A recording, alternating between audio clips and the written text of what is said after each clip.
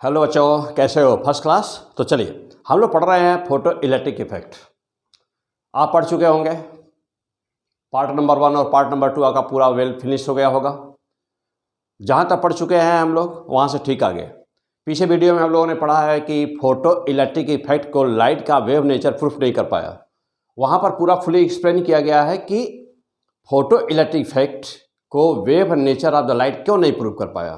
तो well discuss already हो चुका है, बहु गजब का हम लोग पीछे वीडियो में पढ़ चुके हैं। और अब हम लोग देखने जाते हैं कि पार्टिकल नेचर ने इसको कैसे प्रूफ किया। तो पार्टिकल नेचर ने इसको कैसे प्रूफ किया, most and most important topic. और फोटो इलेक्ट्रिक इफेक्ट में आपके एग्जाम में मैक्सिमम ग्राफ आते हैं, वे सारे के सारे ग्राफ हम लोग देखने जा रहे हैं। मोस्ट इंपॉर्टेंट वीडियो ये होने जा रहा है, क्लियर। लेकिन इस वीडियो को पढ़ने के पहले आपका पार्ट 1 पार्ट 2 पूरा वेल फिनिश हो गया होगा। Okay, come on the point. Particle nature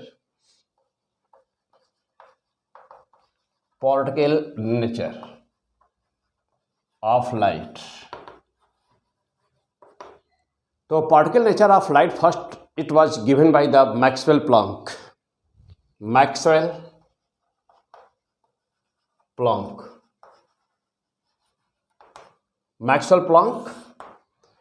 it was given by the Maxwell Planck. तो इसका इन्वेंटर कौन था? Maxwell Planck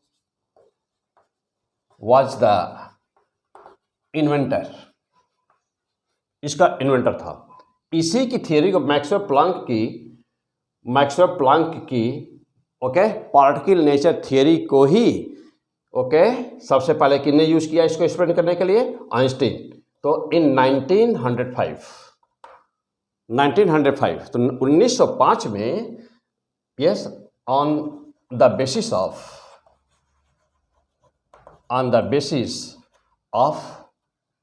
particle nature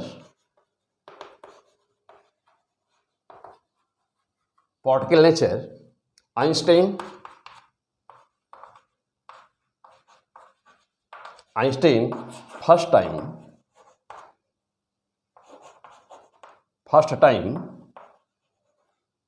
explain photo electric effect.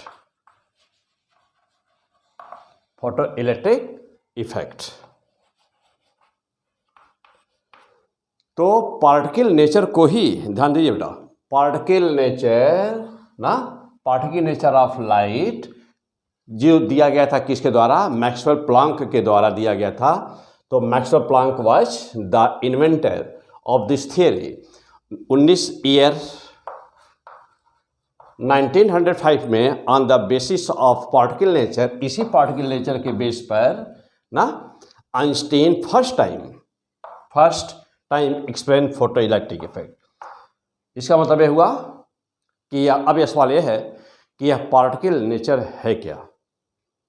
मैं आपको पीछे बता चुका हूं बेटा कि जैसे कहीं पर भी वेव होने के लिए क्या जरूरी है?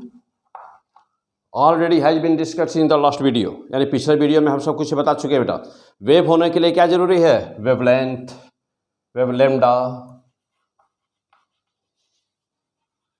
वेवलेंथ जरूरी है। वेव होने के लिए वेवलेंथ जरूरी है। और पार्टिकल होने के लिए क्या जरूरी है? पार्टिकल होने के लिए P मीन्स लीनियर मोमेंटम।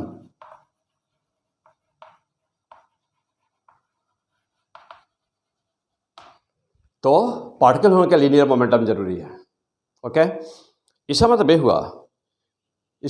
हुआ कि वह कौन सा एक्सपेरिमेंट है जो सर्टेनली यह शो करता है कि लाइट वेव है, और वह कौन सा एक्सपेरिमेंट है जो सर्टेनली ये शो करता है कि लाइट पार्टिकल है। चलिए जल्दी फटाफट बोलिए। हाँ, क्या इतनी बातें नोट कर लिया? चलिए, तो कौन सा एक्सपेरिमेंट है? Light is wave. वो कौन सा एक्सपेरिमेंट जो कहता है कि लाइट वेव है? दूसरा,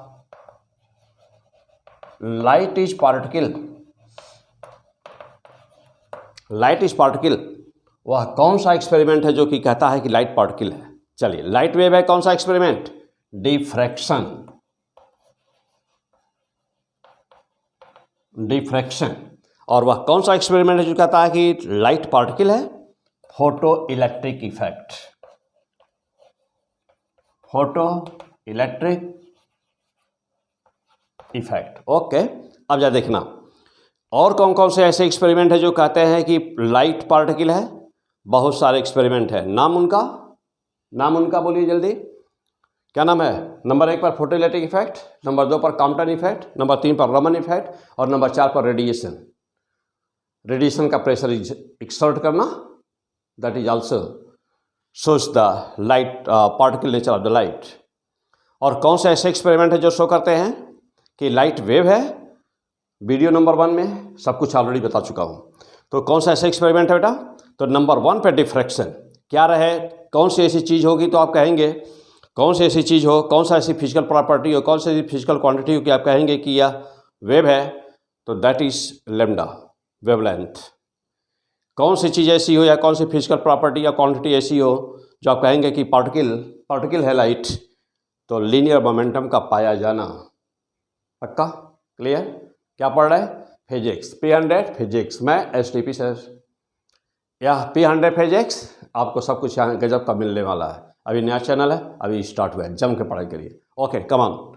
अब हम लोग यहाँ से आगे बढ़ते हैं। सवाल यह है कि particle nature of the light, तो जिसकी बात की जा रही है इसका मतलब यह हुआ कि फोटो इलेक्ट्रिक इफेक्ट को wave nature of the light proof न कर सका, कुड नॉट एक्सप्लेन, प्रूफ न कर सका। तो सबसे पहले इसको एक्सप्लेन करने वाला कौन सा साइंटिस्ट था? Einstein.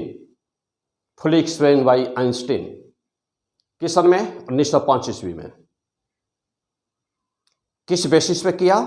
On the basis of the quantum mechanics, on the basis of quantum mechanics. यह क्वांटम मैकेनिक्स क्या होती है, यानी सिंपल भाषा में समझाओ बेटा आपको, तो जो न्यूटोनियन मैकेनिक्स होती है उसको बोलते हैं क्लासिकल मैकेनिक्स।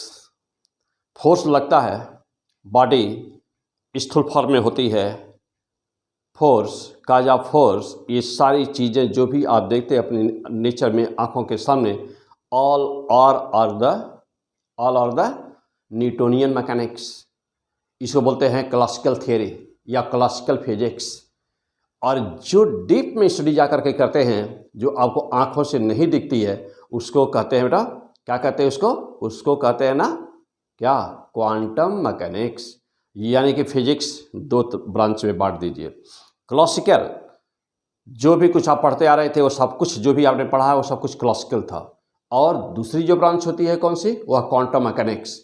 तो आपको क्या क्वांटम मैकेनिक्स पढ़नी होती है? नहीं, उसकी कुछ चीज़ें केवल आपके सिलेबस में IIT, नीट, बोर्ड में, बस उसका नाम जानिए।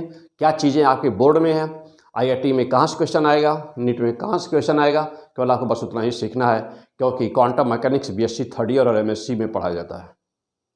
तो quantum mechanics, what is the quantum mechanics? आइए मैं भी एक्सप्लेन करता हूँ आपको कुछ बातें यहाँ पर जो आपके लिए ज़रूरी है। क्लियर कि क्या है क्वांटम मैकेनिक्स? चलो बेटा आगे बढ़ते हैं हम लोग। तो वेव थियरी फेल हो गई, नहीं एक्सप्लेन कर पाई, पार्टिकल नेचर इसको प्रूफ किया। अब ये पार्टिकल नेचर में क्या चीज़ रहेगा? तो पार्टिकल नेचर कहलाएगा लीनियर मोमेंटम। अब आगे बढ़ते बेटा, what do you mean by the particle nature of the light?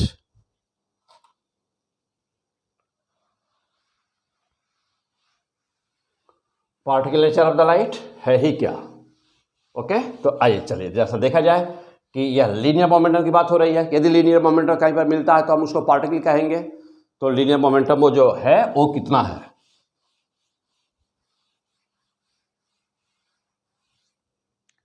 Okay, come on the point. अब हाँ, बात हो रही थी बेटा particle nature.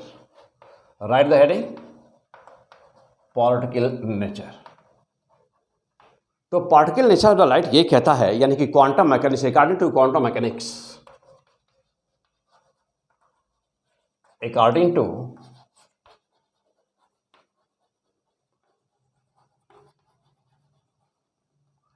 to quantum mechanics, quantum mechanics क्या कहता है बेटा? तो according to quantum mechanics light travels in the form of small packets of energy, small packets of energy. Let nu equal to frequency of light, यानी यदि new frequency light की मानी जाए न्यू, तो energy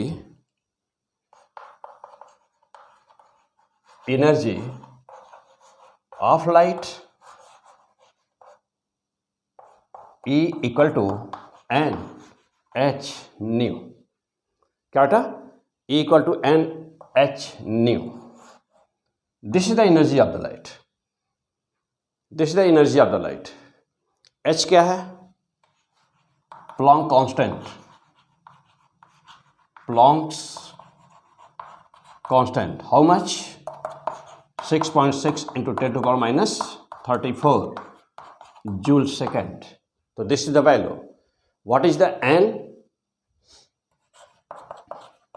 Integers. What is the n? This is the integers. Where n equal to integers means 1, 2, 3, 4 and so on. Clear?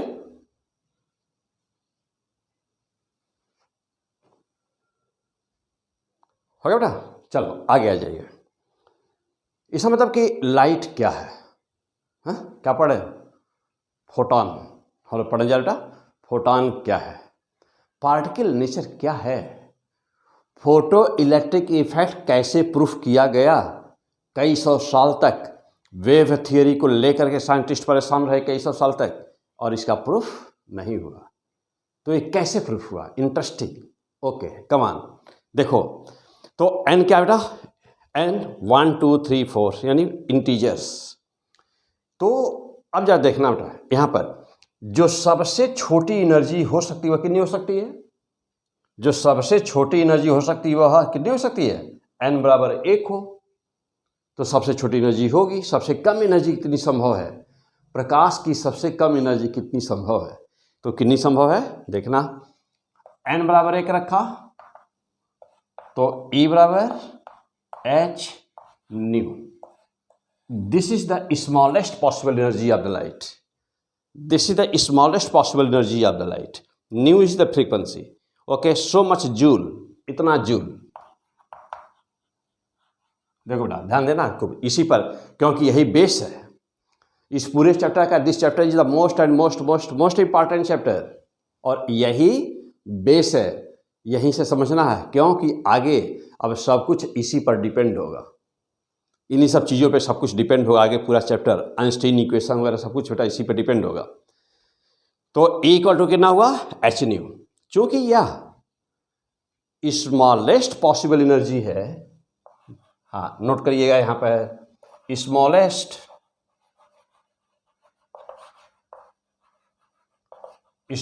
Possible energy of photon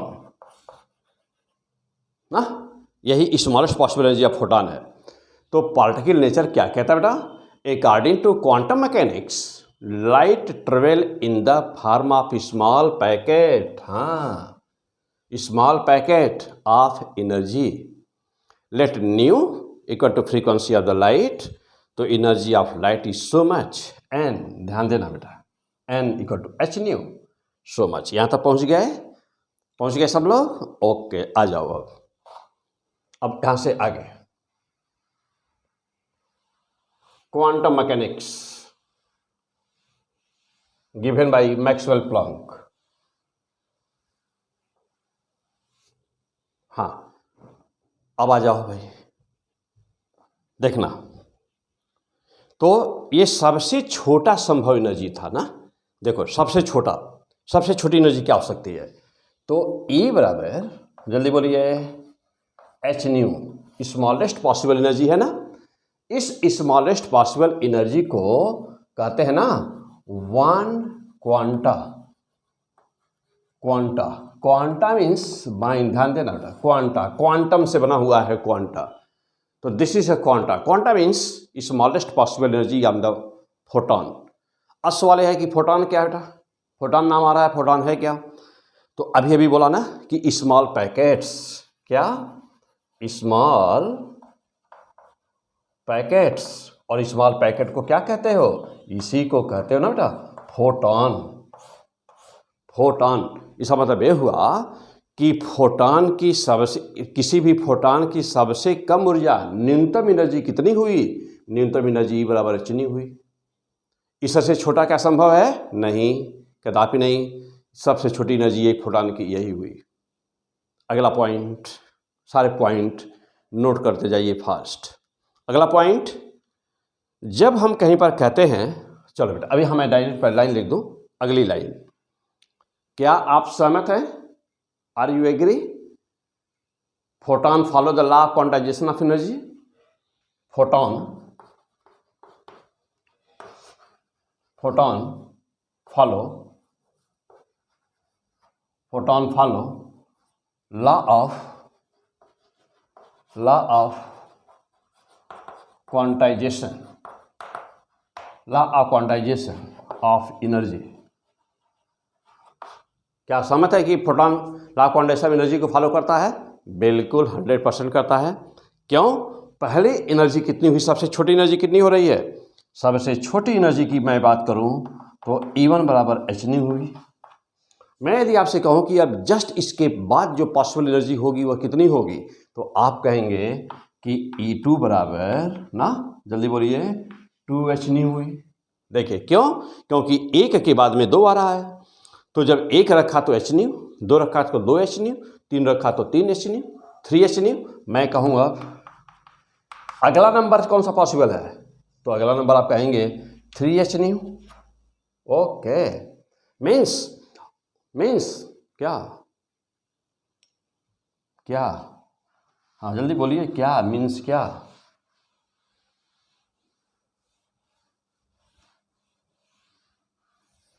हाँ बेटा बोलो जल्दी, मीन्स क्या?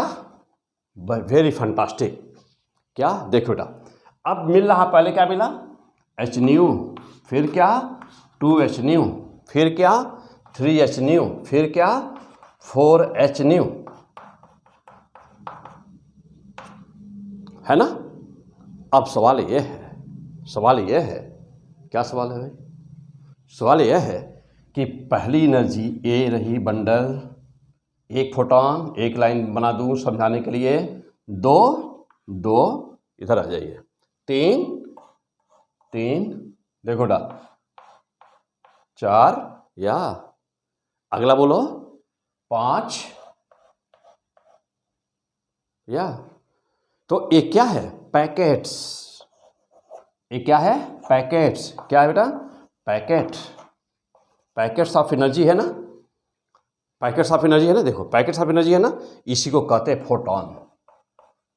यही है फोटोन। इसका मतलब ये हुआ, क्या मतलब ये इसका हुआ कि h मिला, फिर 2h मिला, फिर 3h मिला, फिर 4h मिला, फिर 5h मिला। इनके बीच में क्या संभव है? मीन्स क्या 2.5 h एनर्जी हो सकती है? क्या 1.3 h एनर्जी हो सकती है? क्या 2/7 h एनर्जी हो सकती है? क्या 3/5 h एनर्जी हो सकती है? Is it possible? क्या 0.5 h एनर्जी हो सकती है? बोलिए, जल्दी बोलिए, जल्दी बोलिए। यदि यह सब संभव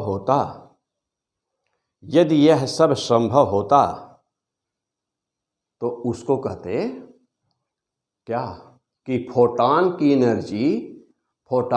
एनर्जी कंटिन्यूअस होती है, क्योंकि सब कुछ फ्रैक्शन मिल जाता, दशमलव मिल जाता।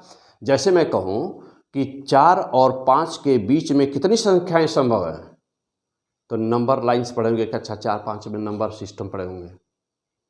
क्या पढ़े थे वहाँ पर कि किसी भी दो संख्या के बीच में इनफाइनाइट नंबर पॉसिबल है। जैसे मैं कहूँ कि आपको 4 और 5 के बीच में, 4 और 5 के बीच में कितने नंबर संभव हैं, तो आप कहेंगे infinite numbers are the possible. How? Because 4 और 5, 4.1, 4.11, 4.12, 4.13, 4.14, कितना? इनफाइनाइट। 4.01, 4.02, 4.03, इनफाइनाइट। 4 अभी देखिए 4 के पास ही हैं, अभी बनाइए 4.5, 4.51, 4.52, 4.53, कहाँ तक? इनफाइनाइट। तो there are infinite numbers are the possible between any two integers. तो जब कहीं पर कोई ग्राफ कॉन्टिन्यूअस होता है, लगातार होता है, सतत होता है, तो उसमें हर नंबर संभव होते हैं, जो खोजेंगे वो मिलेगा। कॉन्टिन्यूअस, तो उसे कहते हैं कि एनर्जी कॉन्टिन्यूअस है। कॉन्टिन्यूअस मीन्स कि किसी भी कहीं पर भी दो बिंदु ले लेंगे, उनके बीच में पूछूं कि कितने नंबर संभव हैं, तो आप कहेंगे कि वहाँ पर इनफाइनाइट नंबर संभव है, तो उसे बोलते हैं कॉन्टिन्यूअस। तो सवाल क्या है कि जब हम देख रहे हैं कि क्या ये संभव है? नो, नथिंग पॉसिबल, इस कुछ भी संभव नहीं है। तब क्या संभव है? केवल HNu, 2HNu, 3HNu, 4HNu, 5HNu, 10HNu, 20 means integer, there should be integers, means कि energy of photon is the integral multiple of HNu। तो सीधा सा फाइनल आंसर क्या निकला बेटा? फाइनल आंसर क्या निकला हम लोगों का?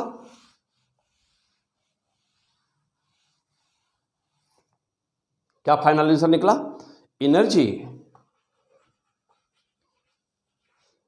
Energy of photon is integral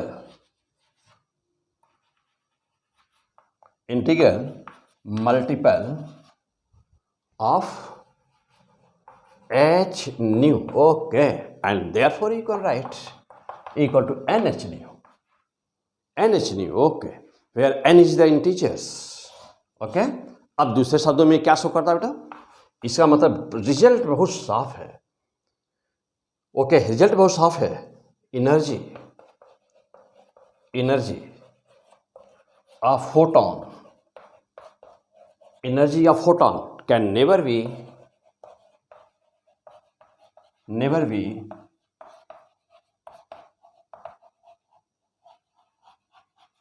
energy of photon can never be continuous. कभी भी फोटोन की एनर्जी कॉन्टिन्यूअस नहीं हो सकती।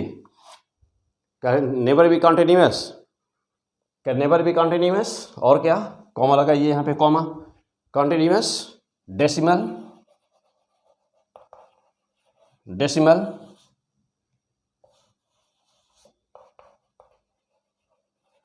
फ्रैक्शनल। तो कभी भी फोटोन की एनर्जी कॉन्टिन्यूअस नहीं हो सकती, डेसिमल सिस्टम में नहीं हो सकती, दशमलव में नहीं हो सकती, फ्रैक्शन में बटे में नहीं हो सकती बेटा, फ्रैक्शन में नहीं हो सकती, ओके। तब क्या बोलते हैं? जब आप कहीं पर फिजिक्स में, केमिस्ट्री में, मैथ में, कहीं पर भी, तो जब कभी भी आप यह कहते हैं कि इस फिजिकल क्वांटिटी का, इस फिजिकल प्रॉपर्टी का, इस भौतिक राशि का मान यह हो सकता है और यह नहीं हो सकता।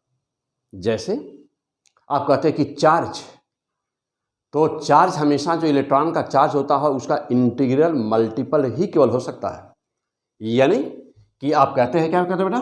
1e हो सकता है, 2e हो सकता है, 3 हो सकता है, 4e हो सकता है, लेकिन कभी भी 1.4e नहीं हो सकता, 0.2e नहीं हो सकता, नॉट पॉसिबल। कहते हैं ना चार्ज में।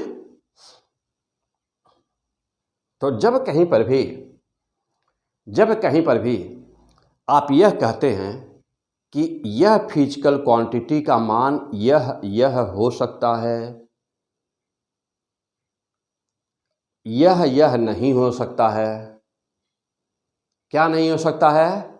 कॉन्टिन्यूअस नहीं हो सकता है, डेसिमल नहीं हो सकता है, फ्रैक्शनल नहीं हो सकता है, ऐसे ही यहाँ पर चार्ज के लिए यह नहीं, यह हो सकता है, ये हो सकता है, ये हो सकता है, ये हो सकता है, लेकिन 1.4 ही नहीं हो सकता है, 0.2 ही नहीं हो सकता है ना, 1/7 नहीं हो सकता है। तो इस लॉ को कहते हैं क्वांटाइजेशन। क्या बोलते हैं इसको? क्वांटाइजेशन। क्वांटाइजेशन मीन्स कि प्रतिबंध लगा देना कि यह चीज़ संभव है, इसके बीच की चीज़ें नहीं संभव है। क्या बोलते हैं इसको? क्वांटाइजेशन। क्या बोलते हैं बेटा? क्वांटाइजेशन। इसका मतलब क्या हुआ बेटा? ये नोट कर लिया यहाँ तक सब लोग देख लो, जल्दी से नोट करो बेटा, आगे बढ़ाए। चलिए अब आ जाओ।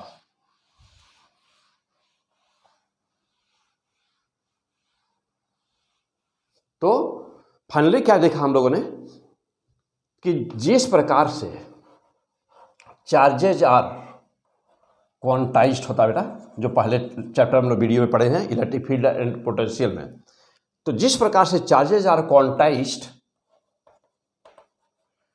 जिस प्रकार से चार्ज क्वांटाइज्ड होता है, ठीक वैसे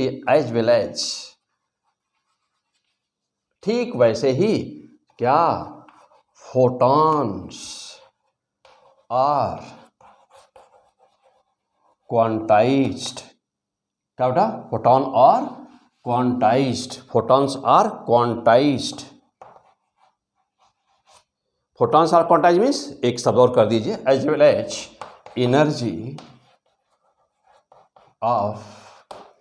energy of photons are quantised. तो फोटॉन की एनर्जी क्या हुई बेटा? फोटॉन की एनर्जी क्वांटाइज्ड हो गई।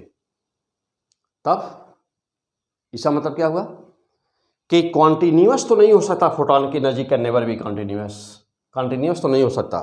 तब क्या हो सकता है? So final result, most important line, so energy of photon, energy of photon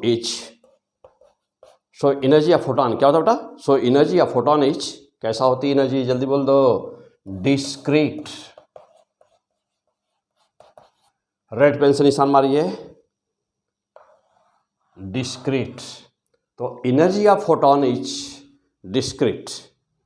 तो discrete system of the energy of photon, it was the conclusion of particle nature of the light.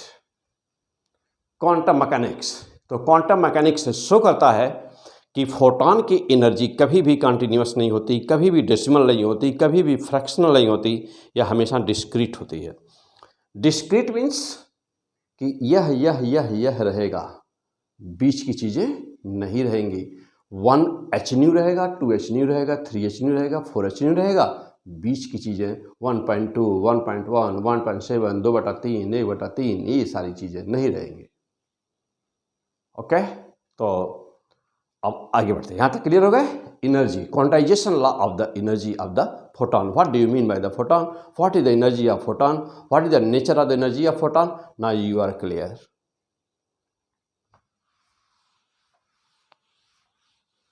यहाँ से आगे हटा, यहाँ से और आगे बढ़ा जाए।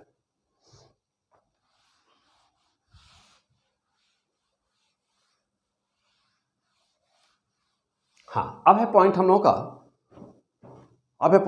कि what do you mean by the linear momentum of the photon?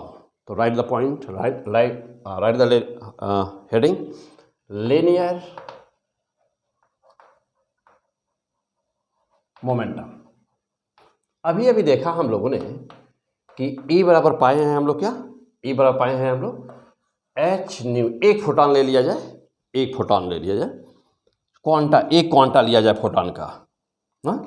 तो एक क्वांटा लिया जाए, क्या पाया हम लोगों ने? E = h न्यू पाया बेटा। अब आइंस्टीन कहता है कि E बराबर mc² होता है। दुनिया में दो ही चीज़ें हैं, एनर्जी और मास। एनर्जी या तो मास में बदल रही होगी, या तो मास एनर्जी में बदल रहा होगा। दुनिया में जो भी कुछ है वहाँ यह कन्वर्जन चल रहा है, या तो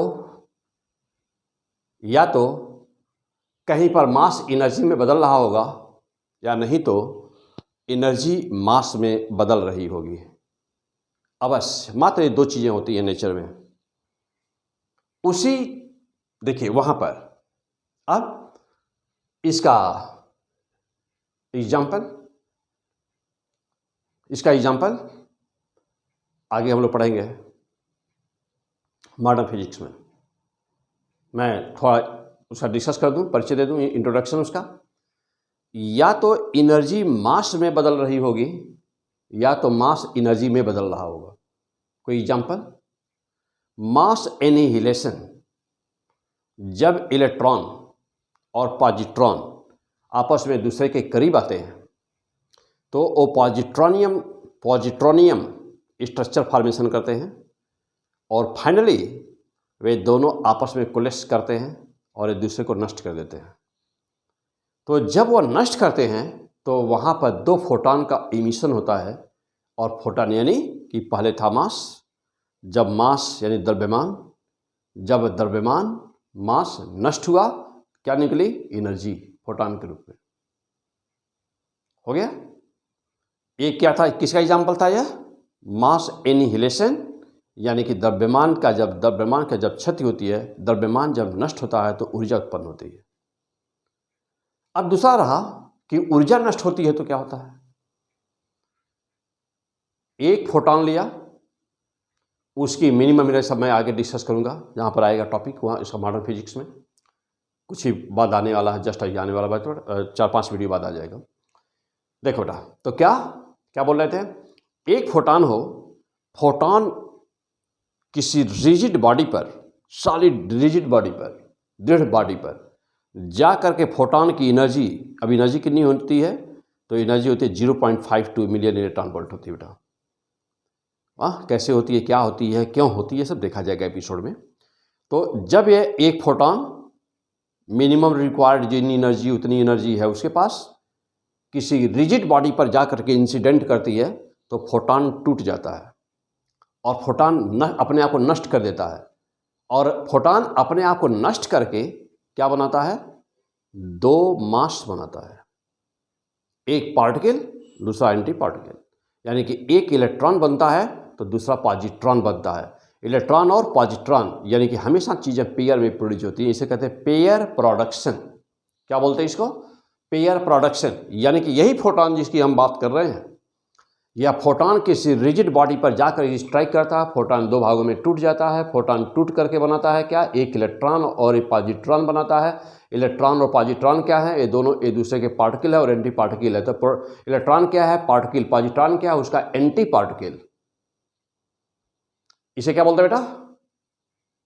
इसे क्या बोलते हैं? Pair production. तो दो चीजें सामने आई, pair production and mass annihilation. द्रव्यमान नष्ट होकर के ऊर्जा देता है और ऊर्जा नष्ट होकर द्रव्यमान देती है। तो पूरे ब्रह्मांड में, पूरे नेचर में मात्र दो चीजें हैं, ऊर्जा और द्रव्यमान, energy and mass. Clear? Okay, अब आ जाओ बेटा, हम लोग के सामने इक्वेशन है। इस इक्वेशन को क्या करिए आप?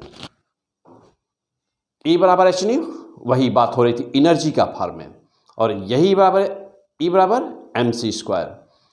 क्या कहता है आइंस्टीन? आइंस्टीन कहता है वही एनर्जी का मास में, मास का एनर्जी में कन्वर्जन। कहता है कि यदि यम मास को नष्ट कर दिया जाए, यदि यम द्रव्यमान को नष्ट किया जाए तो इतनी एनर्जी प्रोड्यूस होगी। दोनों एनर्जी जूल में है, तो इतने मास को नष्ट करें तो इतनी एनर्जी प्रोड्यूस होगी। तो equation number first and equation number 2, therefore both are the same, and now you can write h nu equal to mc². h nu equal to mc². Now mind, what will be here?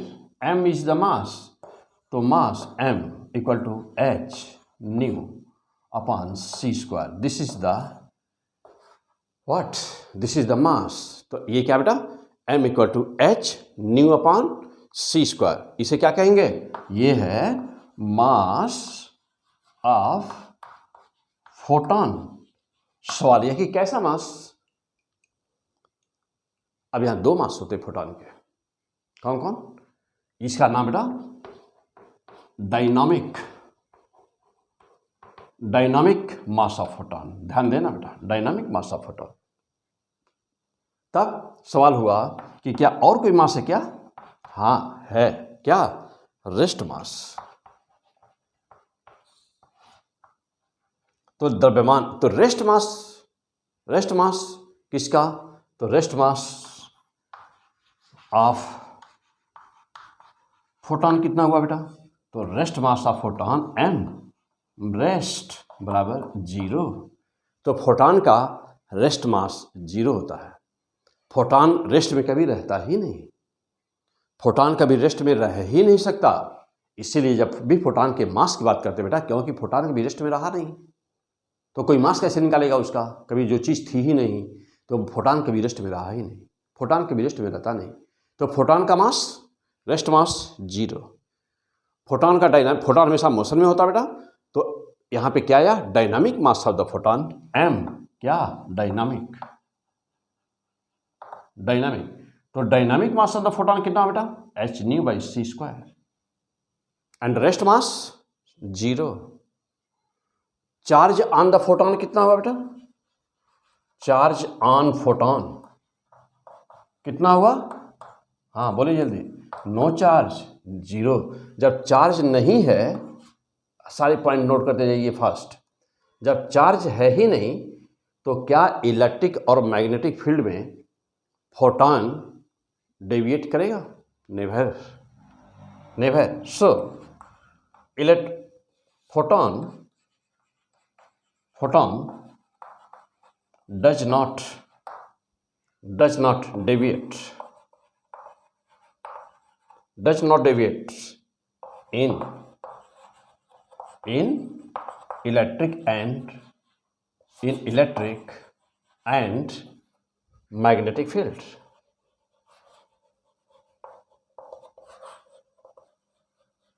यही reason है कि photon कभी भी electric और magnetic field में deviate नहीं करता, क्योंकि फोटॉन पर कोई चार्ज होता ही नहीं। यानी कि यह क्या है? फोटॉन कैसा बेटा? तो फोटॉन न्यूट्रल है। No charge on the photon neutral है। ओके,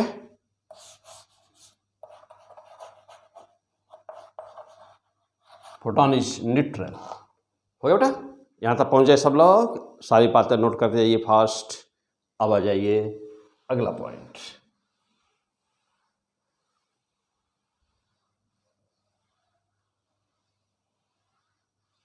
हाँ, टॉपिक है हम लोगों का,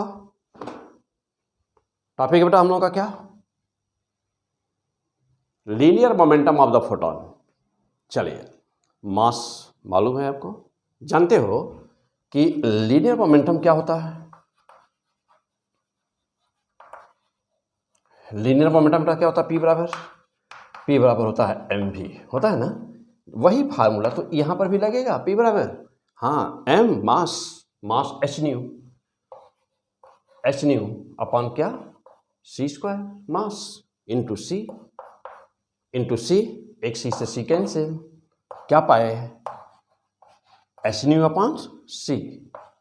ये वेक्टर हटा दिया जाए, वेक्टर की कोई जरूरत है बेटा यहाँ पे। तो h न्यू बाई c, तो क्या मिला? P बराबर h न्यू बाई c। और जानते हैं क्या जानते बेटा? कि लैम्डा बराबर होता है c बाई न्यू। तो न्यू बाई, तो क्या हुआ बेटा? लैम्डा बराबर होता है लैम्डा वेवलेंथ, तो वेवलेंथ बराबर होता है c बाई फ्रीक्वेंसी, यानी कि speed of light upon frequency. तो क्या बेटा? न्यू का स्थान पर क्या रख सकते हैं हम लोग? देखो बेटा, न्यू बराबर कितना हो जाएगा? c by lambda. न्यू के स्थान पर c बाई लेमडा कर दूं, आया कितना? p बराबर h c बाई लेमडा, और c एक पहले से था, c कैंसिल, क्या मिला? p बराबर h बाई, ओके। मीन्स कि जो हमारा हेडिंग था बेटा लीनियर मोमेंटम, तो you can right the linear momentum in 2h, दो तरह से लिख सकते हो। p बराबर h न्यू बाई c लिख सकते हो बेटा, ध्यान देना यहाँ पे। P बराबर h/c ले सकते हो, या P बराबर h/λ लिख सकते हो। तो this is the linear momentum photon, linear momentum of the photon. इसका मतलब ये हुआ कि इसके पास फोटोन के पास लीनियर मोमेंटम है। तो जब और कहीं पर भी लीनियर मोमेंटम है तो उसे कहेंगे क्या, particle nature. So this is reason that why light means photon, yes. So क्या पार्टिकल नेचर। यही कारण है कि क्यों फोटोन पार्टिकल नेचर को शो करता है। क्लियर हो गए सब लोग? फर्स्ट क्लास, मजा आ गया? ओके बेटा, बहुत आसान है सब कुछ। P100 फिजिक्स क्या पढ़ रहे हैं? P100 physics, nature of the photon. What do you mean by the photon? Photon क्या होता है, कैसा होता है, क्या खासियत उसकी होती है, सब कुछ देख लिया। आगे बढ़ा जाए, चलिए।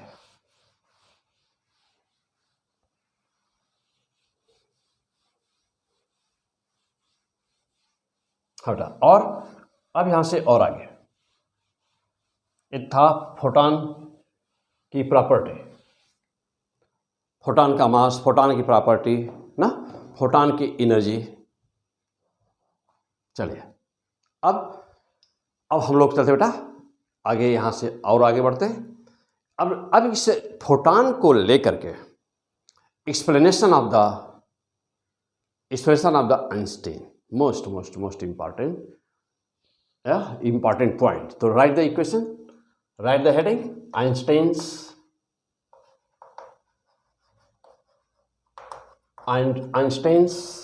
इक्वेशन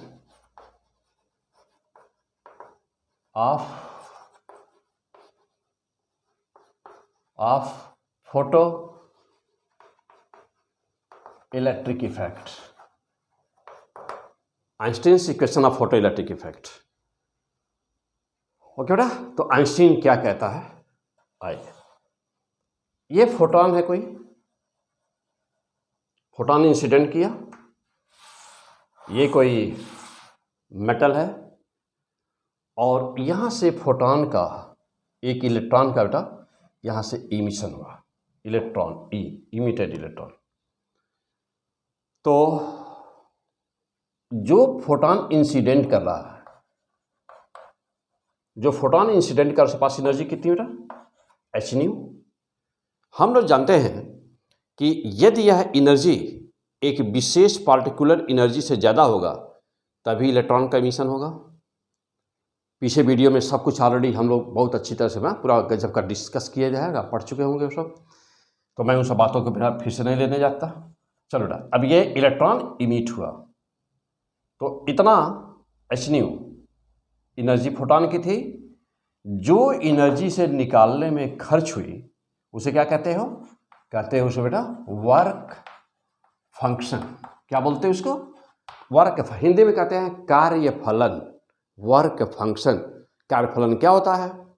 तो कार्यफलन जब प्रकाश मेटल के सरफेस पर गिरता है तो जितना ऊर्जा खर्च होती है इलेक्ट्रॉन को निकालने में, इमिट करने में, उत्सर्जित करने में, वही ऊर्जा, वही एनर्जी वर्क फंक्शन, कार्यफलन कहलाती है। क्लियर? और जो कॉरेस्पॉन्डिंग मिनिमम जो फ्रीक्वेंसी होती है, यानी आवृत्ति होती है, उसे देहली आवृत्ति या कट ऑफ फ्रीक्वेंसी या थ्रेशोल्ड फ्रीक्वेंसी कहते हैं। तो work function, what is the work function? तो वर्क फंक्शन आप कैसे रिप्रेजेंट कर बेटा? वर्क फंक्शन W0 से भी कर सकते हैं, या नहीं तो फाइव भी किया जाता है बेटा। दोनों में से कोई भी नोटेशन आप यूज कर सकते हैं वर्क फंक्शन के लिए।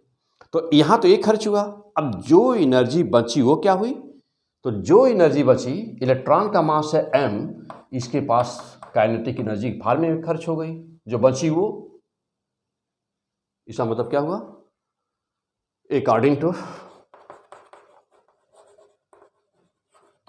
To law of conservation, law of conservation of energy, according to law of the conservation of energy you can write what? h new, जितनी एनर्जी इंसिडेंट करी, कहाँ खर्च हुई? दो जगह, एक तो निकालने में फाई ले लिया जाए चाहे डब्ल्यू ले लिया, कोई भी एक यूज कर लेता, फाई यूज कर लेते हैं ना, चलो फाई यूज कर लिया जाए। तो एक तो निकालने में ना, या डब्ल्यू ही यूज कर लेते बेटा, हाँ कोई भी एक आप यूज कर लो। तो देखो बेटा, तो एक तो निकालने में वर्क फंक्शन के फॉर्म में, और जो बचा वो काइनेटिक एनर्जी में। इसका मतलब ये हुआ W0 plus kinetic energy. Okay, अब आप जानते हो बेटा कि वर्क फंक्शन W0 बराबर होता है h न्यू नॉट होता है ना, h new not work function है। आप क्या लिख सकते हो इसको? तो this is the basic equations of the Einstein. Einstein ने मात्र केवल यही इतना इक्वेशन दिया था और इसको डिस्कस कर दिया था, जो कहते हैं कि law of photo electric effect कहते हो, यानी कि इसको एक्सप्लेन कर दिया स्टेप बाय स्टेप, इतना ही। तो अब यहाँ पे W का मान रख दिया जाए, h न्यू इक्वल टू कितना हुआ बेटा? यहाँ मान रखो h new naught plus kinetic energy half mv²। v क्या है?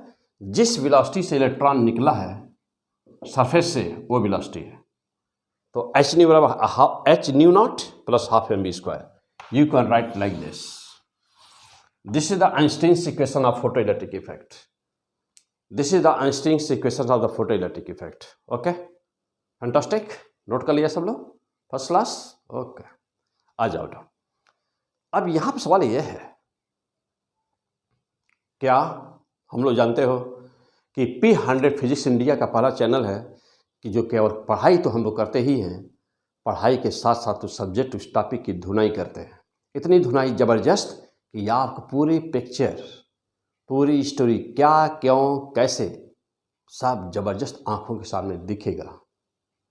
आप चाहे IIT के हो, चाहे नीट के हो, चाहे बोर्ड के हो, चाहे NDA के हो, यानी कि फिजिक्स का इंडिया में कोई भी एग्जाम दे रहे हो, आंखों के सामने पूरी फिजिक्स आपको दिखेगी। ऐसा पिक्चर तैयार की जाती है, हम लोग करते हैं ना, क्यों? हाँ, वही चीज़ बेटा, P100 फिजिक्स। चलिए, तो यहाँ तक हम लोग क्या देख रहे थे? अभी हम लोग पहुँचे कहाँ पर कि ये था आइंस्टीन्स इक्वेशन। अब क्या देखने जा रहे हैं? अब यहाँ पर अब हम जा रहे हैं देखने माइक्रोस्कोपिक लेवल पर यहाँ हो क्या रहा था, यहाँ पे हो क्या रहा था। तो बहुत सारी चीज़ें हैं, बहुत सारी चीज़ें हैं कि यहाँ पर क्या हो रही थी। चलिए मैं इधर स्पेस लेता हूँ बेटा, यहाँ दिखाता हूँ आपको। नंबर 1, पहली बात यह कि कौन कौन सी चीज़ इसमें कंजर्वेशन को फॉलो कर रही है। क्या law of conservation of energy follow हो रहा है? क्या law of conservation of linear momentum follow हो रहा है? क्या law of conservation of number of the photons follow हो रहा है? तीनों में से ऑप्शन, तीनों हो रहे हैं, केवल 2 हो रहे हैं, केवल 1 हो रहा है, कोई नहीं हो रहा। मार दीजिए जो अच्छा लगे, आ जाओ। हाँ, हम एक बार बता देंगे तब आप पूरा फर्स्ट क्लास का मारेंगे, तो हम देखते हैं निशान कैसे, क्या बेटा? चलो, नंबर 1, एनर्जी का क्या हो रहा है इस प्रोसेस में? फोटो इलेक्ट्रिक इफेक्ट प्रोसेस में एनर्जी कंजर्व होती है या नहीं? तो एनर्जी कंजर्व होती है, पहला पॉइंट। दूसरा point, linear momentum, linear momentum conserve होता है या नहीं? कंजर्व होता है। तो energy conserve, linear momentum conserve. Number 3, number of photons, conserve होता है कि नहीं, जल्दी बोलिए। नॉट कंजर्व,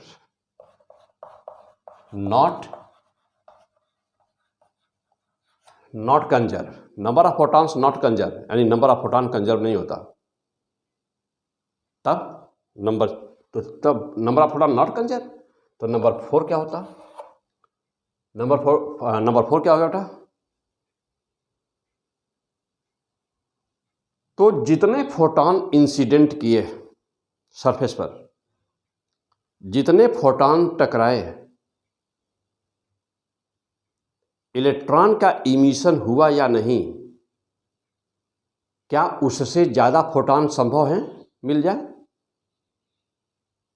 टकराए 1,00,000 फोटॉन, क्या 1,00,000 से ज्यादा रिफ्लेक्टेड फोटॉन की संख्या हो सकती है? कि हमेशा 1,00,000 ही होगी, कि हमेशा 1,00,000 से कम होगी? क्वेश्चन सोचिए। यहां तक हो गया टाइप? नोट कर लिया? 1 2 3 4। 4 के नंबर में क्या?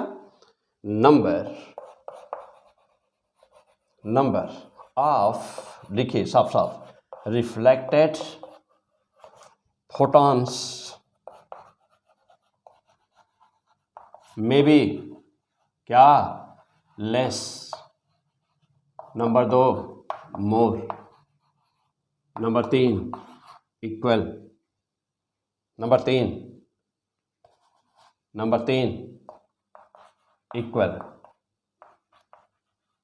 Equal to the incident photons.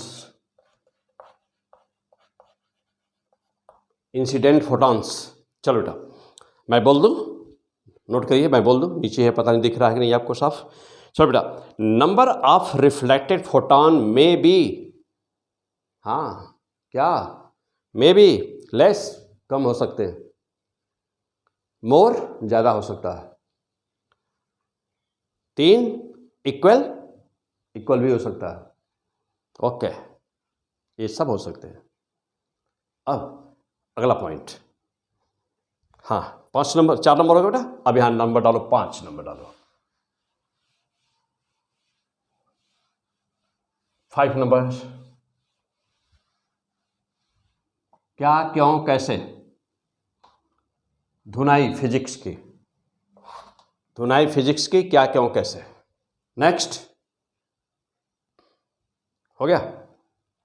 हाँ बेटा, अब आ जाओ नेक्स्ट पॉइंट। हाँ नेक्स्ट, यहां पर जब फोटॉन इंसिडेंट किया, एक फोटॉन कितने इलेक्ट्रॉन को निकाल सकता है? Number 5। Number 5 1 to 1 process, 1 to 1 process. Number 6 1 to all process, 1 to all, mind here, 1 to 1 process, 1 to all process. मैं पीछे डिस्कस कर चुका हूं इन बातों को। 1 to 1 मीन्स एक फोटॉन अपनी 1 to 1 एक फोटॉन अपनी कुल एनर्जी किसी एक ही, वेरी फैंटास्टिक, क्या पढ़ रहे हो? फिजिक्स, ओके, P100 फिजिक्स ना बेटा। तो 1 to 1 प्रोसेस, एक फोटॉन अपनी एनर्जी केवल एक इलेक्ट्रॉन को ही दे सकता है। उसके पास चाहे जितनी ज्यादा एनर्जी हो, लेकिन कभी भी फोटॉन अपनी एनर्जी को शेयर नहीं करता। 1 to 1 photo electric process is the 1 to 1 प्रकाश वैद्युत प्रभाव 1 to 1 प्रोसेस।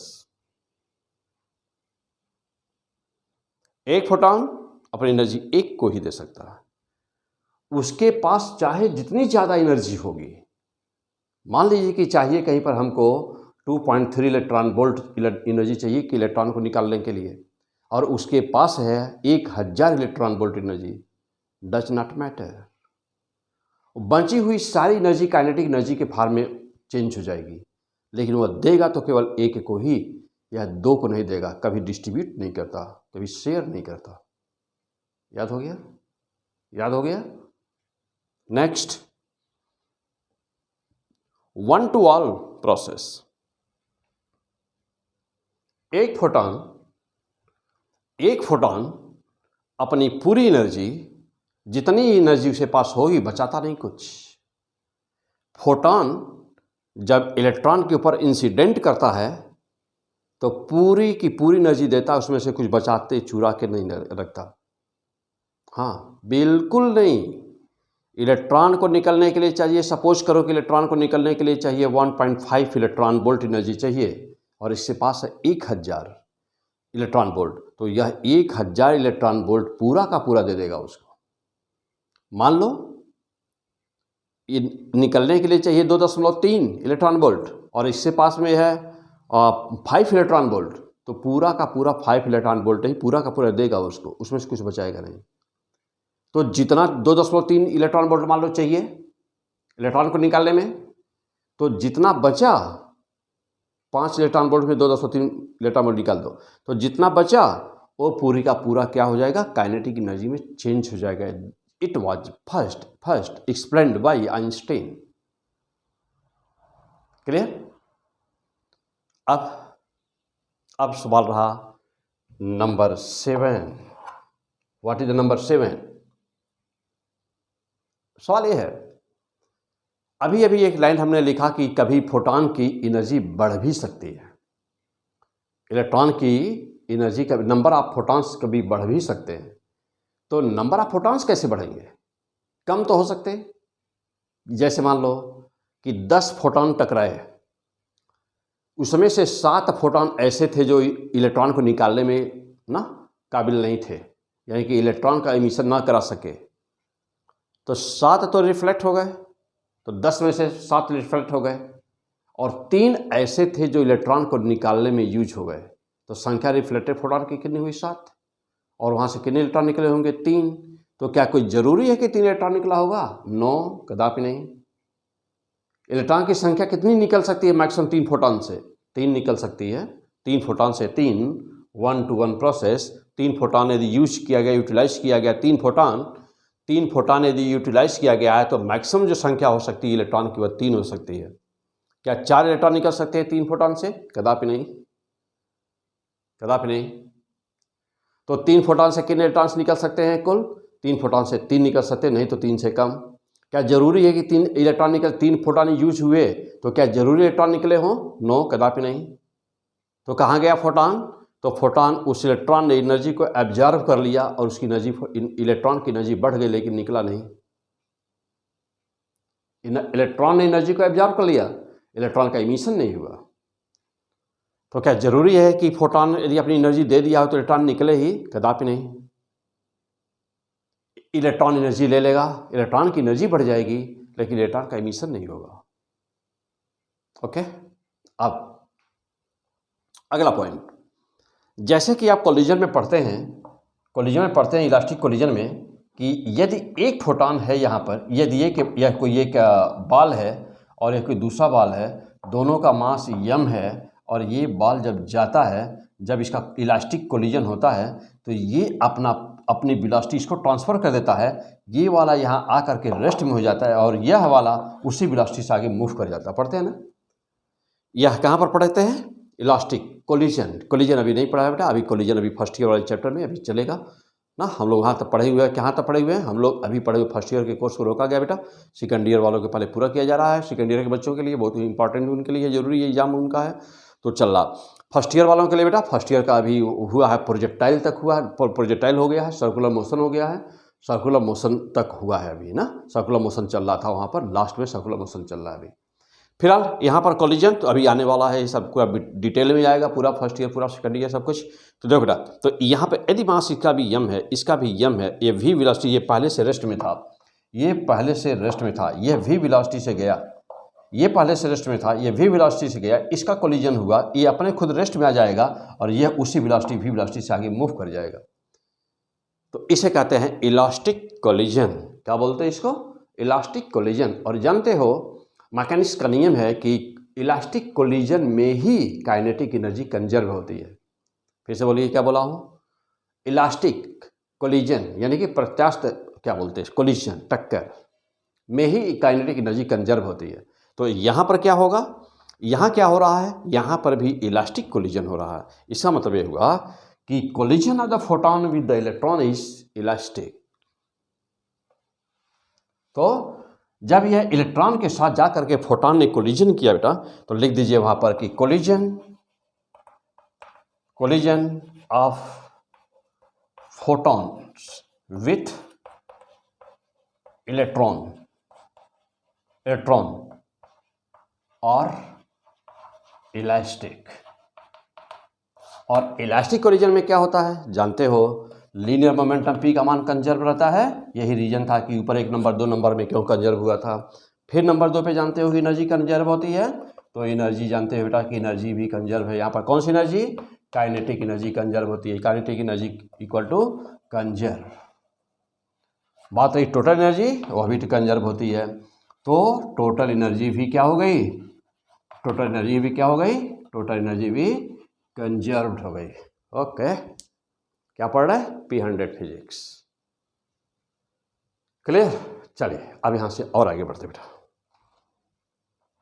हाँ, हमारा है Einstein's equation of the photoelectric effect. तो हम लोग के सामने है बेटा हेडिंग। यहाँ मैकेनिज्म उसका क्या हो रहा था, कैसे हो रहा था, यहाँ पर कोलिजन में दिखाया सब आपको डिटेल। यहाँ हो क्या रहा था? आइंस्टीन का इक्वेशन हेडिंग है। आइंस्टीन की equation is this, H nu का टी यू naught half M V square. चलिए अब यहाँ से और आगे बढ़ते बेटा।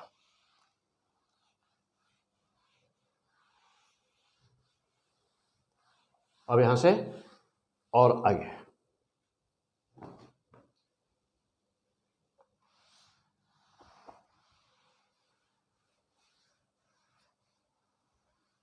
हाँ, तो अब क्या है? अब यहाँ एच न्यू, इस इक्वेशन पर एक, इसमें से कोई इक्वेशन, दोनों में से कोई एक ले लीजिए और आइए अब हम लोग देखते हैं, चलते हैं ग्राफिकल एनालिसिस पर चलते हैं बेटा। Most most most important heading तो सामने है।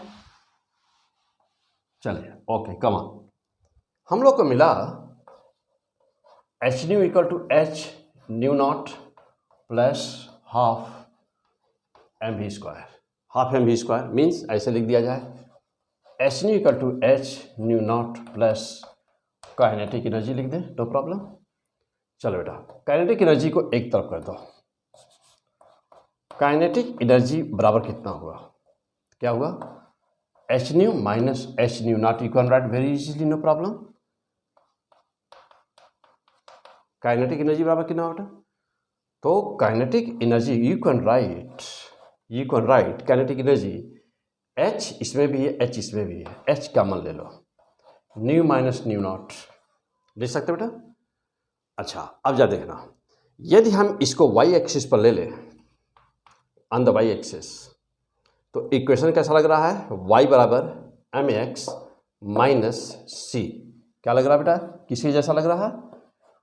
y बराबर M X minus C. Minus C क्यों? H nu naught is the constant. H nu naught equal to क्या? W naught. This is the work function and this is constant. Work function क्या है? Constant. कार्यफलन work function constant. और ये किसके लिए? Constant for a metal. It depends on the nature of metal. It depends on the nature of metal and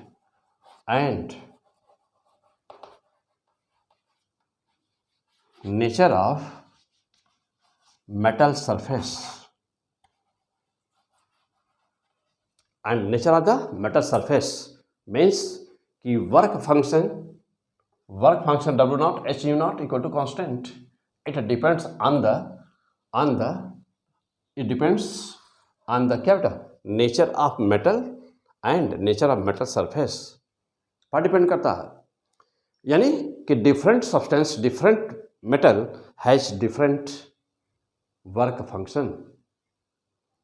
different metal का कार्यफलन, work function different होता है और यह मेटल के सरफेस पर डिपेंड करता है। अब देखो ना, तो क्या हुआ, यानी कि इक्वेशन दिख रहा है, ये ऐसा लग रहा है जैसे y बराबर mx माइनस सी, लग रहा है ना। तो अब इस बात को हटा दें, नोट कर लो बेटा, नोट करो, जल्दी हटा दिया जाए और इसका ग्राफ खींचा जाए। चलिए अब मैं इसका ग्राफ बनाता हूं। आइए यहां पे ग्राफ खींचते हैं।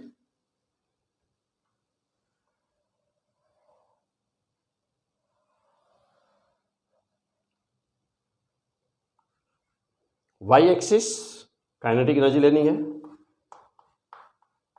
काइनेटिक एनर्जी ले लिया, H nu minus H nu not, ध्यान देना बेटा, minus H new, intercept minus में है, ये suppose that this is the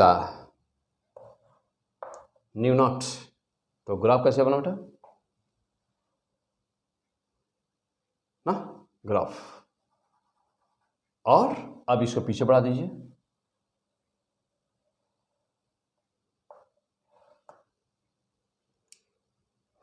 थोड़ा फिर से बना दिया जाए। चलो बेटा, हाँ ग्राफ,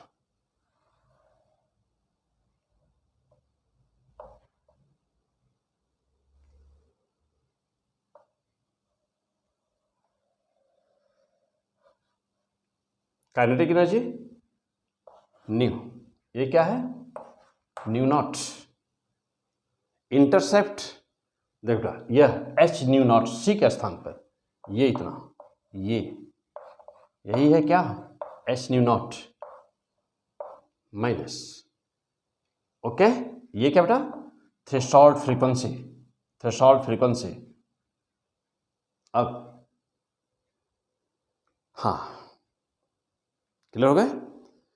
तो ये this is the first graph, this is the first graph जो डायरेक्ट किसको शो करा बेटा, काइनेटिक एनर्जी वाई एक्सिस पर, H new new x axis पर, और ये क्या हुआ, H nu not minus H nu not intercept this, हो गया। अब मैं आपसे कहूं कि ये थीटा का मान कितना होगा, मैं कहूं कि थीटा का मान कितना होगा, तो आइए अब इसको हम लोग और कैसे लिख सकते हैं। चलिए हो गया, पहले इस ग्राफ को, चलिए अभी आगे आएगा हम लोग का, वहां पर निकाला जाएगा काइनेटिक एनर्जी बराबर, इस ग्राफ को हम स्टॉपिंग पोटेंशियल के फॉर्म में आपको रिप्रेजेंट करके दिखाते हैं कि स्टॉपिंग पोटेंशियल के फॉर्म में हम लोग कैसे इसको लिखेंगे, या करंट और प्लेट पोटेंशियल के फॉर्म में ग्राफ कैसे होगा। जैसे अब आइए कुछ बातें यहाँ दिखाऊंगा आपको।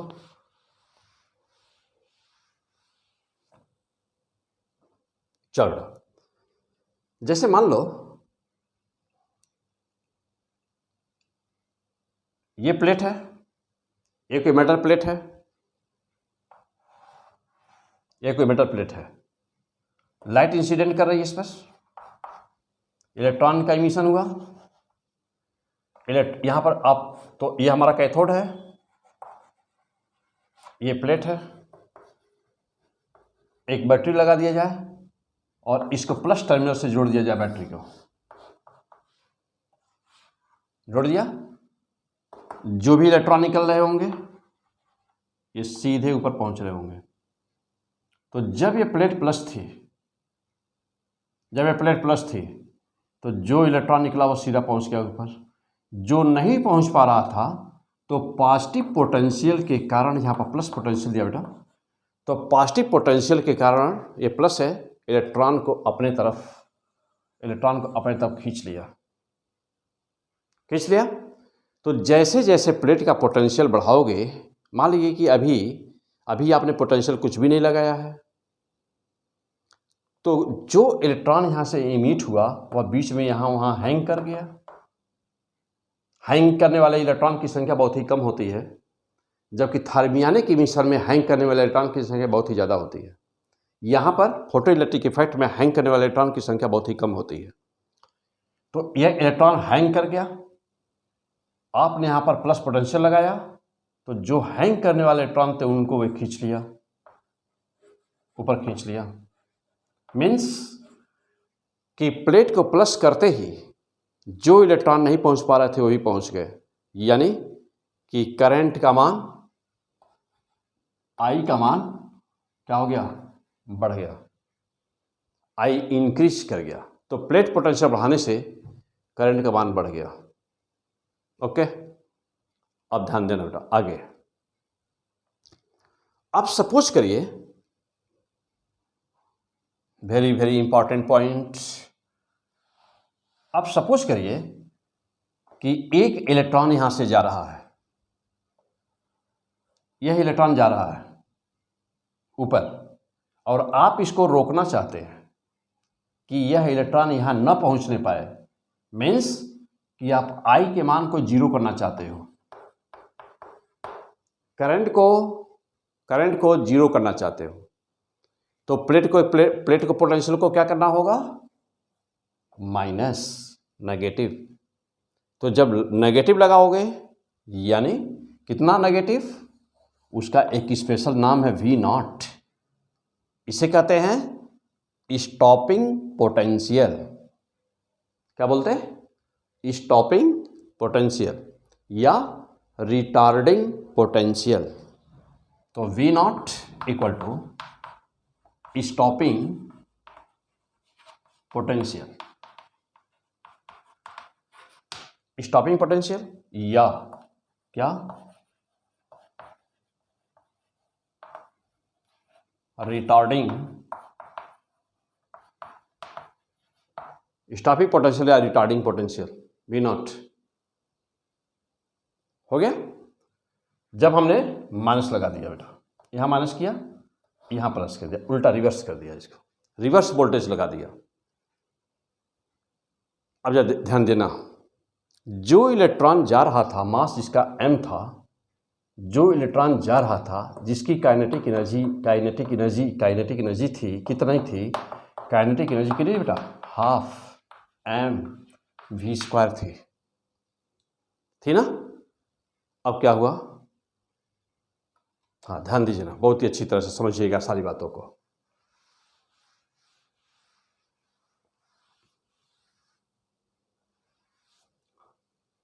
हाँ बेटा, अब जब देखना, तो अब इसके पास काइनेटिक एनर्जी कितनी है, हाफ mv², इलेक्ट्रॉन के पास। ये इलेक्ट्रॉन है, ये जा रहा है, मास इसका m है, वेलोसिटी v है, काइनेटिक एनर्जी इसके पास कितनी है, हाफ mv²। इसको रोकना है, तो रोकने के लिए, इलेक्ट्रॉन को रोकने के लिए इलेक्ट्रॉन के पास कम से कम कितनी एनर्जी होनी चाहिए, तो एनर्जी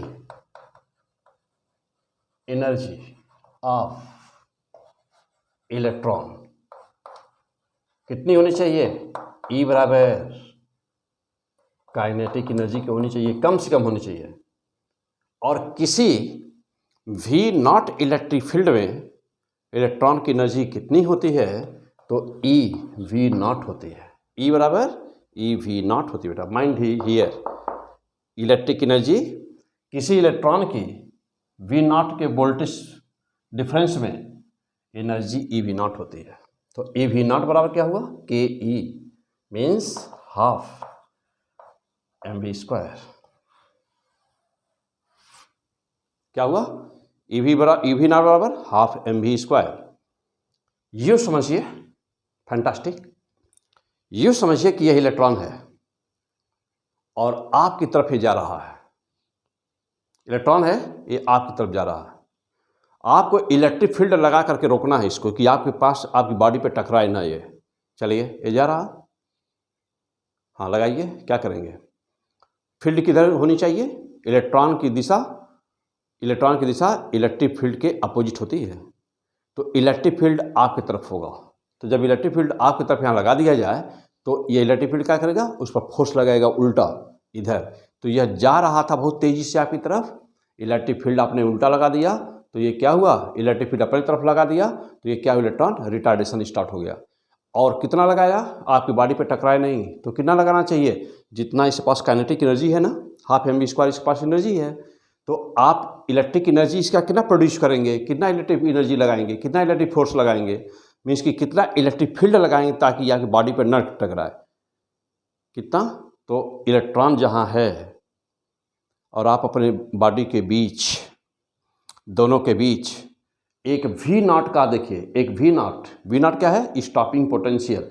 तो एक पोटेंशियल डिफरेंस क्रिएट कर देंगे दोनों के बीच, जहाँ इलेक्ट्रॉन है वहाँ और आपके बीच क्या रहेगा, एक इलेक्ट्रिक फील्ड रहेगी। उसकी दिशा किधर होगी, आपकी तरफ। तो इलेक्ट्रॉन पर फोर्स किधर महसूस करेगा, इलेक्ट्रॉन उल्टे दिशा में, आपसे दूर इधर फोर्स महसूस करेगा।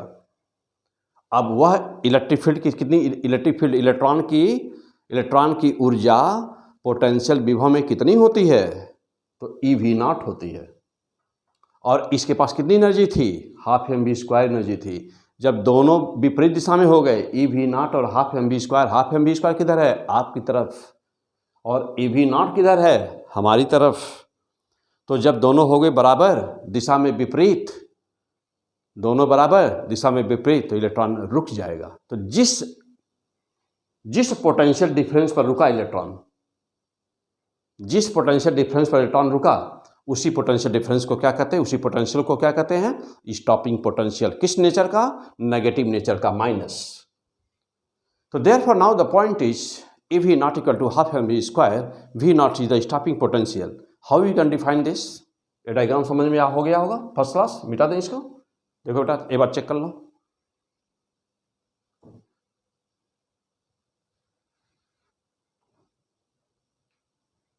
हो गया। आ जाओ,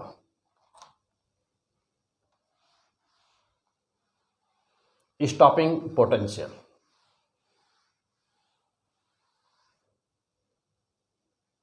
हो गया। चलो देखो,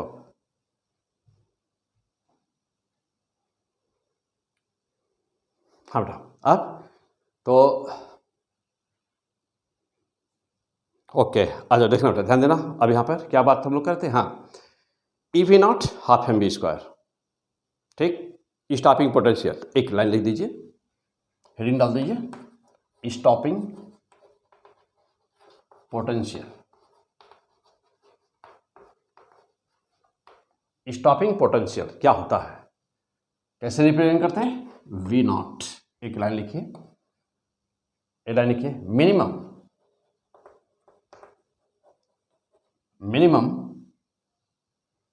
potential, minimum negative potential, minimum negative potential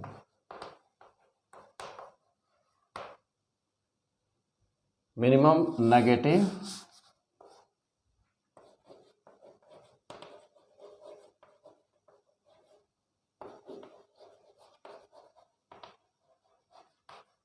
required to stop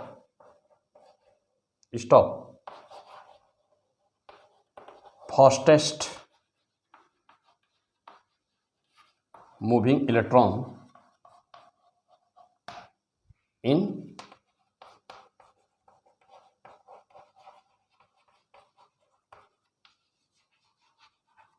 photoelectric effect is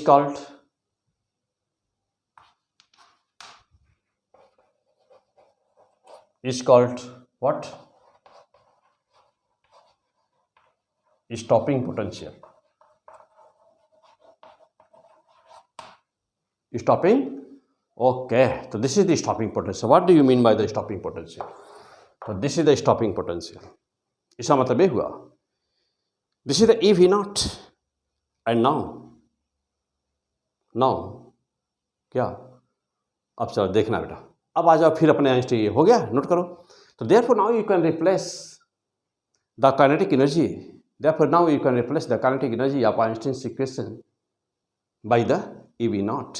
तो क्या पाए थे आप, H nu equal to H nu naught plus kinetic energy, and now you can write here EV0 ले सकते हैं। अब यहाँ पे देखो बेटा, इस इक्वेशन को देखा जाए आगे तो आप क्या लिखोगे, V0 बराबर क्या लिख सकते हैं हम लोग, V0 का मान निकालिए, H new minus new not upon E। This is a very very very very fantastic equation. तो V0 stopping, this is the stopping potential, and now this graph will change। आप बना चुके होंगे यह ग्राफ, अब फिर दूसरा ग्राफ बनाइए। मैं यहीं पे थोड़ा सा इधर उधर कर दूंगा तो मेरा काम चल जाएगा। आप दूसरा ग्राफ बनाइए बेटा, आप बनाओ दूसरा ग्राफ, फिर खींचो, ऐसे ही खींचो, अभी नहीं खींचे, जल्दी खींचो, खींचा, चलो अब थोड़ा सा इधर करता हूँ, देखो अब क्या होगा। यहाँ पर वैसे ही रहेगा, न्यू ही रहेगा, न्यू, देखो यहाँ पे न्यू ही है। क्या देख रहे हो, आइंस्टीन्स इक्वेशन का एक्सप्लेनेशन। यहाँ पर क्या लिखो, स्टॉपिंग पोटेंशियल V0। अब वाई एक्सिस पर हम ले रहे हैं V0 स्टॉपिंग पोटेंशियल।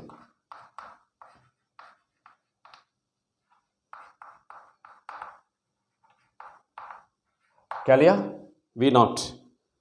अब देखो, अब देख रहे हो H/E, तो यहां पर क्या आया, ये इतना क्या हुआ, ये इतना क्या हुआ, हाँ जल्दी बोलिए, ये इतना क्या हुआ बेटा, ये इंटरसेप्ट। अब इंटरसेप्ट देखिए वहां पर क्या हुआ, क्या आ रहा है, H/E मीन्स क्या, M, देखो बेटा इक्वेशन क्या बनता, y बराबर mx माइनस C, मीन्स कि अब ये इनका जो इंटरसेप्ट हुआ वो क्या हुआ, H new not upon E intercept. अब बात रही थीटा कितना हुआ, तो देखना, देखिए यहाँ पे क्या हुआ ना, tan थीटा बराबर इसी को बोलते हो हम स्लोप। स्लोप कितना हुआ यहाँ से देखिए,